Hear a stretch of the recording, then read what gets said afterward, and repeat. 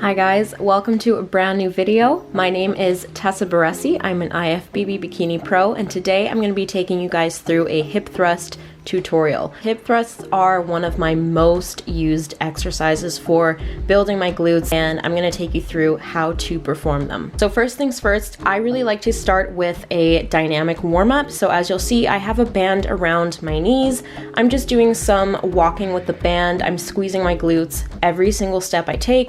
Here I'm doing some side steps. I'm going to be going into some side squats. I'm really just making sure that I'm warming up my glutes in every single plane of motion.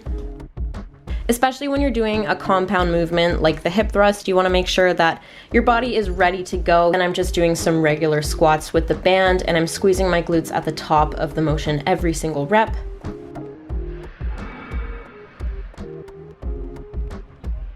Next, I'm doing some side steps with the band. These are really effective for warming up the sides of your glutes. So by doing all of these warm-ups, I'm really making sure that my entire lower body is ready to go.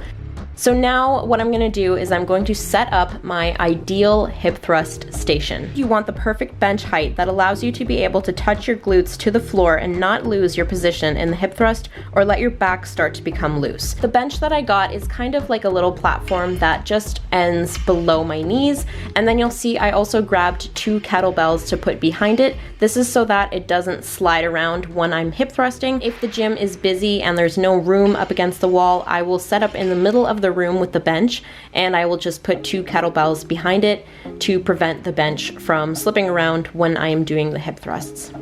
I always use a pad when I'm hip thrusting, especially if I'm going to go over 1 plate a side. Once I have found my working weight, I will put the safety clips on just so I don't have any irregular movement when I'm doing the hip thrusts. I've got my bench, my kettlebells, the bar with a plate, safety pins, and then I also have my hip pad.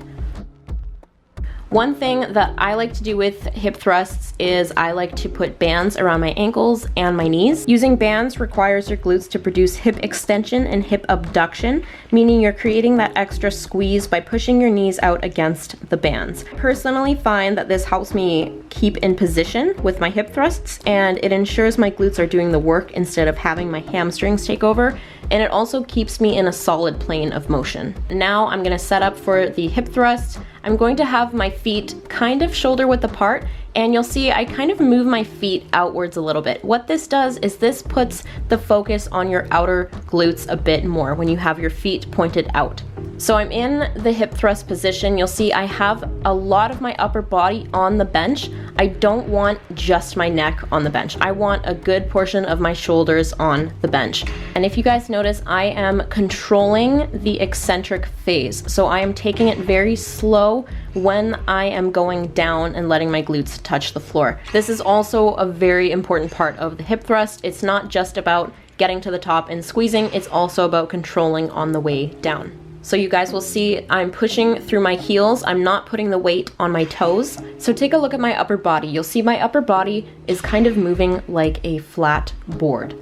I'm not letting my lower back become loose or move in any way. My upper body is flat and it is just going up and down. I'm looking down towards the hip thrust pad and my chin is tucked. This prevents any strain on your neck. I'm also not hyperextending the movement. So when I reach the top, I'm not going way past full extension. I'm just reaching full extension and then I'm going back down.